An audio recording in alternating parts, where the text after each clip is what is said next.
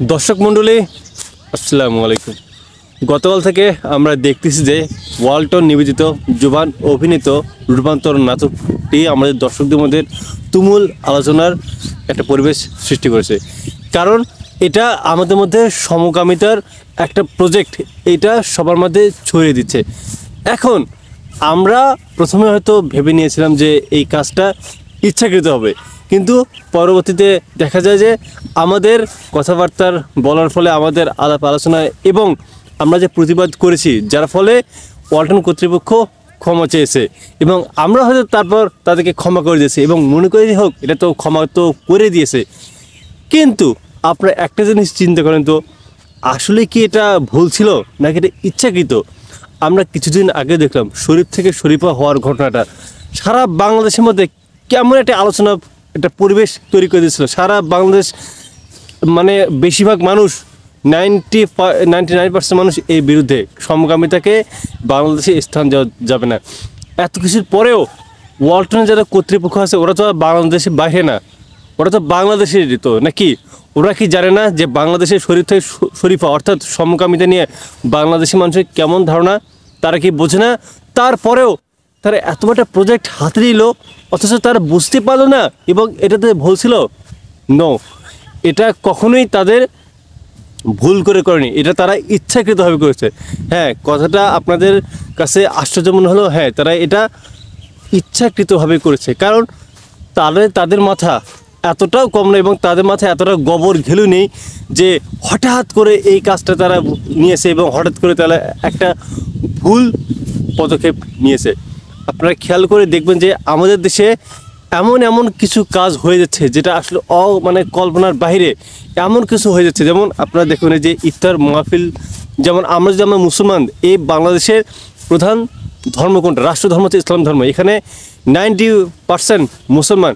তারপরও দেখুন আমাদের এই দেশে মুসলিম বিরোধী কী কাজগুলো হচ্ছে।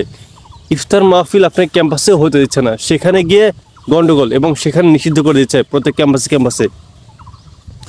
এরপর দেখুন হঠাৎ করে কেমন জানি সমকামিতা তো ছিল বাংলাদেশে, আস্তে আস্তে এই প্রসারটা কীভাবে ঘটলো এবং হঠাৎ করে এটা বয়ে কীভাবে আসলো? এত স্পর্ধা কার? এটা তখন মুসলমানের বাচ্চা করতে পারে না। এরপর আপনারা দেখবেন যে মঙ্গল শোভাযাত্রাতে দেখুন যে যতই দিন যাচ্ছে এটা অনেক বড় ধরনের একটা বিরূপ প্রতিক্রিয়া সৃষ্টি করে যাচ্ছে। আগে যেভাবে তাও সাধারণভাবে হতো, বাট এখন এমনভাবে তৈরি করা হচ্ছে মনে হচ্ছে যে ওটাই আমাদের ধর্মের সাথে যুক্ত, ওটাই হচ্ছে আমাদের সবচেয়ে বড় একটা অনুষ্ঠান এবং ওটা ধর্মের চাইতে ওটাকে প্রাধান্য দেওয়া উচিত। এই মতবাদ তারা আমাদেরকে বিশ্বস্ত করাচ্ছে। আসলে আমাদেরকে হচ্ছেটা কি? আমাদেরকে কেন, আমাদের এই মুসলমানদের কেন অন্য ধর্মের মঙ্গল শোভাযাত্রা, তারপর মূর্তি, এগুলো তো আমাদের ধর্মের সাথে যায় না, তারপরেও কেন আমাদেরকে এত সংখ্যাগরিষ্ঠ মুসলমানদের কেন ওই বিষয়গুলো, ওই মতবাদ আমাদের বিশ্বস্ত হতে হবে? কেন আমাদেরকে পাশ্চাত্য দেশের সমকামিতাকে আমাদের সাপোর্ট করতে হবে? তার মূল কারণটা হচ্ছে যে এই যে আমাদের দেশে যত বড় বড় সেলিব্রিটিরা আছে, যাদেরকে আমরা তথাকথিত সেলিব্রিটি করি, এদেরকে আমি সেলিব্রিটি একটা মনে করি না। আমরা যাদেরকে সেলিব্রিটি মনে করি, যে যারা মনে করি যে আসলে এরা মানুষের হিতকাঙ্ক্ষী, এদের মতো মানুষ না, এটা হচ্ছে ফেরেশতার চাইতে অনেক ভালো। এরা যে কত কী পরিমাণ যে কালপ্রিট এবং এরা যে সবচেয়ে আমাদের দেশে ক্ষতিকর করতেছে এরা।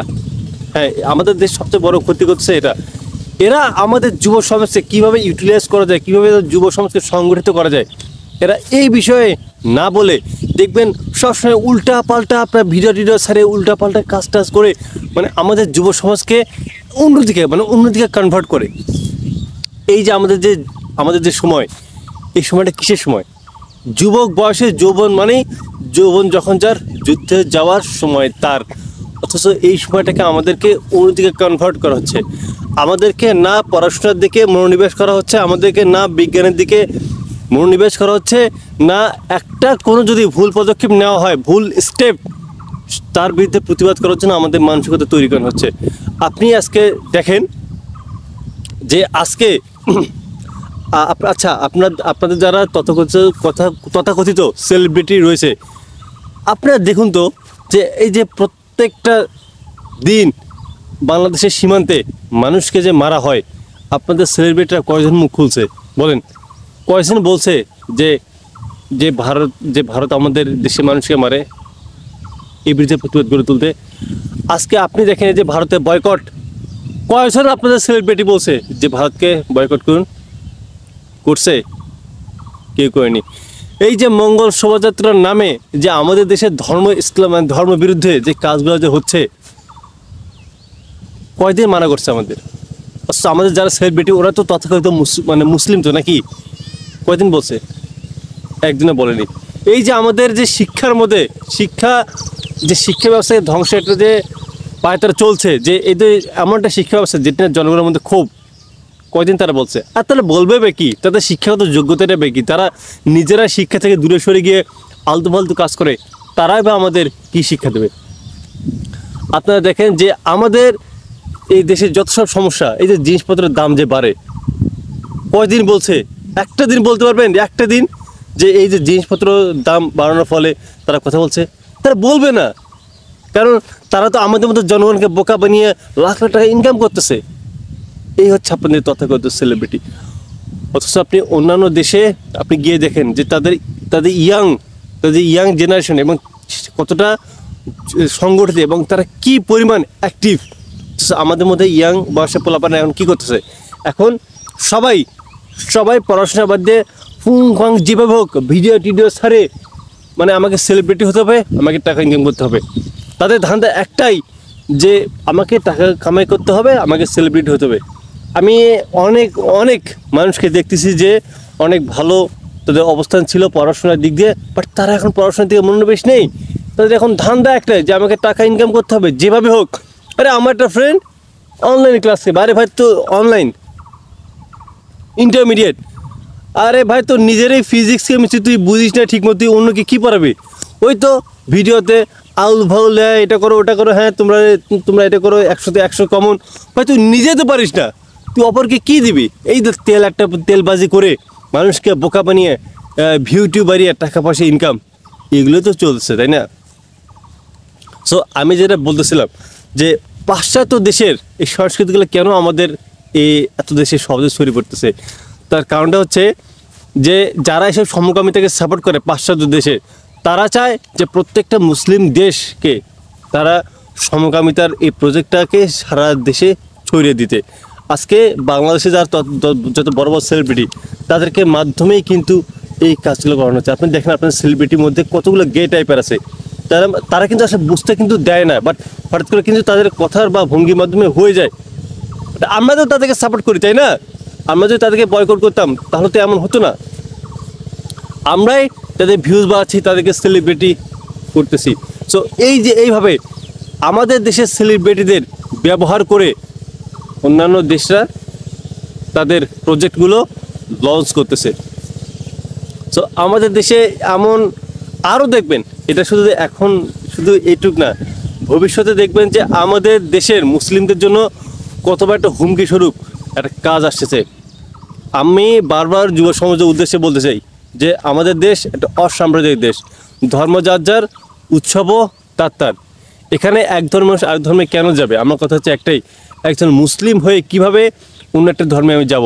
কারণ যে জিনিসটা আমার রবের সাথে সমতুল্য করা হয়, আমি কেন তাকে সাপোর্ট করব?